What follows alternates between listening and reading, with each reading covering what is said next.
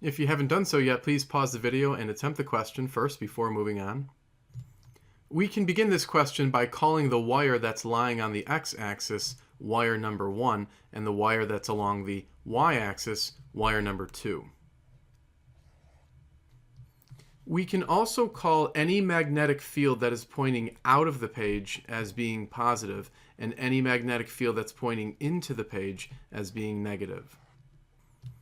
And next what we want to do is to use the right-hand rule to determine whether the magnetic fields produced by the wires are either into the page or out of the page. So we'll start with wire 1 and we're going to draw a right hand that is gripping the wire.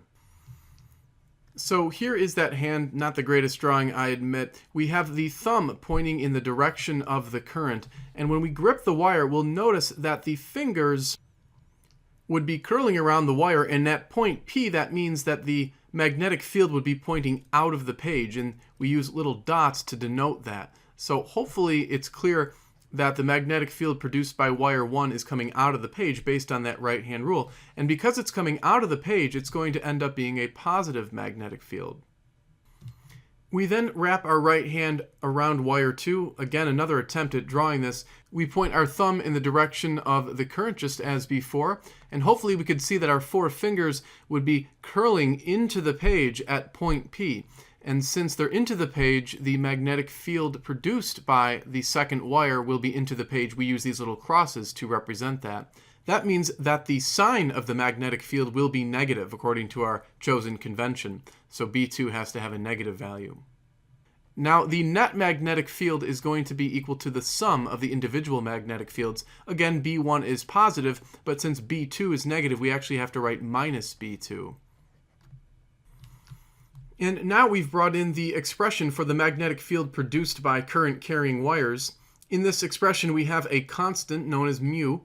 In this equation, we have mu, which is a constant, I, which represents the current in the wire, and then in the bottom we have 2 pi times the distance. Now, the distance will simply be the shortest distance from the wire to the point that we're interested in. So, for example, with wire 1, that distance would be 3 meters, and for wire number 2, that distance would be 4 meters. Now, since both terms contain this mu naught over 2 pi, we can actually get a little fancy here and factor it out of the equation. It makes things just a little bit easier.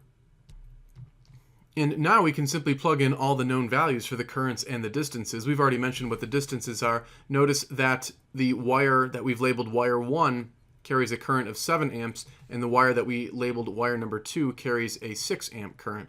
So we can plug in all the known values now. This value that you see right here, that was the mu naught that was present in the formula. Probably a constant you'd have to memorize for a quiz or an exam and so forth. So now that we have all the values plugged in, we can compute the value of the net magnetic field. And we get 1.67 times 10 to the minus 7, and the unit of magnetic field is Tesla. Now, because this came out as positive, that means that the direction of the net magnetic field is out of the page, again following the convention that we had established earlier. Thanks for taking the time to watch the video. If you liked it, please subscribe so you can stay tuned for additional videos. Also, you are welcome to send in your own question to the email address listed on the screen.